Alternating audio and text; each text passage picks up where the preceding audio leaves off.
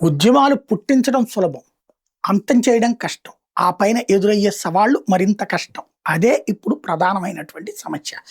ఏదైతే ఒక పక్కన పఖ్తూన్ల దగ్గర నుంచి, రెండో పక్కన తెహ్రీక్ ఈ తాలిబాన్ పాకిస్తాన్ దగ్గర నుంచి బెలూచిస్తాన్ కావచ్చు, వీళ్ళందరూ చేస్తున్న ఉద్యమాలు పాకిస్తాన్ని భయపెడుతున్నాయి. ఒకప్పుడు బంగ్లాదేశ్ ప్రాంతం, ఇప్పుడు ఏదైతే తూర్పు పాకిస్తాన్ ఒకప్పుడు అది, దాన్ని బంగ్లాదేశ్ కింద విడిపోవడానికి కారణమైంది ఎందుకు అని అంటే, ఆ రోజున భారత్ సహకరించబట్టి దేశం ముక్కలైపోయింది.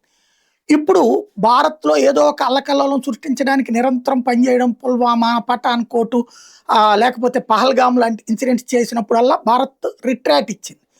ఇప్పుడు మళ్ళీ ఏదో చేయడానికి రెడీ అవుతున్నటువంటి దశలో అక్కడున్న సైన్యానికి తెలుసు భారత్ మీద గెలవడం అసాధ్యం. భారత్ నుంచి కొంత భాగాన్ని అప్పట్లో కార్గిల్లో ఆక్రమించుకున్నట్టు ఆక్రమించిన మళ్ళీ తిరిగి తీసుకోవడమే కాదు, ఈ దఫా ఉన్నది నరేంద్ర మోడీ, ఈ దఫా ఉన్నది భారతీయ జనతా పార్టీ, దెబ్బకి దెబ్బ తీయడమే కాదు, పాక్ ఆక్యుపైడ్ జమ్మూ కాశ్మీర్ని తిరిగి స్వాధీనం చేసుకుంటుంది. అట్లాగే బెలూచును ముక్కలు చేసేసి దాని స్వతంత్రాన్ని యాక్సెప్ట్ చేసి ఖైబర్ పఖ్తూనాని విడదీసిన ఆశ్చర్యపోనక్కర్లేదు.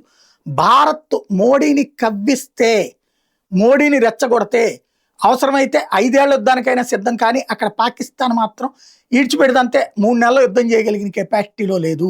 ప్రపంచ దేశాలు కూడా భారత్ రంగంలోకి దిగితే సహకరించవు అన్న సంగతి తెలుసు. కాబట్టి ఆసిఫ్ మునీర్, నువ్వు ఒక జిన్నా అవ్వడం కోసం పాకిస్తాన్ని నాశనం చేయబాక ఆయన అని చెప్తున్నారు వాళ్ళు.